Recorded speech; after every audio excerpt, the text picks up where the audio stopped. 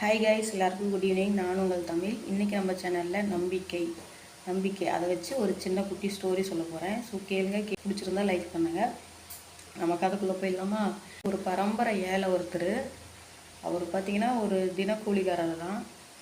அவர் இன்றைக்கி வேலைக்கு போனால் தான், வேலை செஞ்சு முடித்தா தான் அவங்களுக்கு சம்பளம். அந்த சம்பளத்தை வச்சு தான் அன்றைக்கி அவங்களுக்கு நாள் ஓடும். ஸோ அந்த மாதிரி தான் ரொம்ப ஏழை. அவர் ஒரு நாள் தெருவில் போயிட்டுருக்கிறப்ப பார்த்திங்கன்னா கீழே ஒரு காயின் கிடைக்கிது. அந்த காயினை எடுத்து பார்த்ததையும் அது நடுவில் ஓட்டை இருக்குது.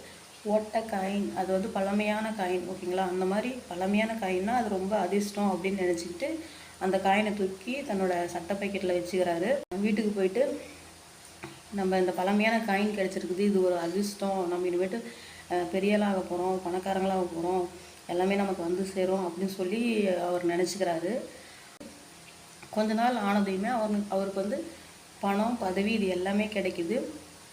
அதுக்கப்புறம் ஒரு நாள் வீட்டில் உட்காந்துட்டு அந்த காயினை பார்க்கணும் அப்படின்னு சொல்லிட்டு, அப்புறம் அவர் டெய்லி அவர் சட்டை பாக்கெட்டில் அது வச்சதை அப்பப்போ அந்த காயினை தொட்டு தொட்டு பார்த்துப்பாரு. ஆனால் எடுக்க மாட்டார். ஆனால் அன்னைக்குன்னு பார்த்தீங்கன்னா அந்த காயினை எடுத்து பார்க்குறாரு. எடுத்து பார்த்துட்டே அந்த காயினில் ஓட்டை இல்லை.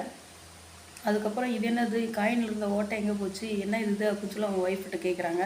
என்னை மன்னிச்சிருங்க, அந்த சட்டை அழுக்காக இருந்ததுனால அது வெளியில் எடுத்து க்ளீன் பண்ண கொண்டு போனேன். அப்போ அந்த காயின் தெருவில் போயிடுச்சு. நானும் எவ்வளவோ தேடி பார்த்தேன், அது கிடைக்கல அப்படிங்கிற மாதிரி சொல்கிறாங்க. சட்டை பாக்கெட்டில் கை வைக்கிறப்ப அந்த காயின் இல்லைன்னா உங்களுக்கு ஒரு மாதிரி கஷ்டமாயிடும். ஸோ அதனால தான் இந்த காயினை நான் வச்சேன் அப்படின்னு சொல்லிட்டு அவங்க சொல்கிறாங்க. அதுக்கப்புறம் அவர் ஆச்சரியத்தோட இது எப்போ நடந்தது அப்படின்னு சொல்லி கேட்குறாங்க.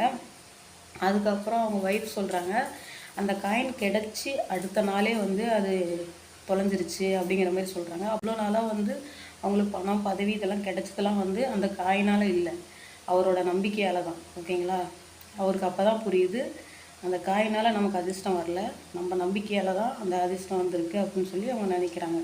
ஸோ அவ்வளோதான் ஸ்டோரி ஓவர். இந்த கதை எப்படி இருந்துச்சுன்னு சொல்லுங்கள். பிடிச்சிருந்தா ஒரு லைக், ஷேர். ஓகேவா? நெக்ஸ்ட் வீடியோவில் பார்க்கலாம். பாய்.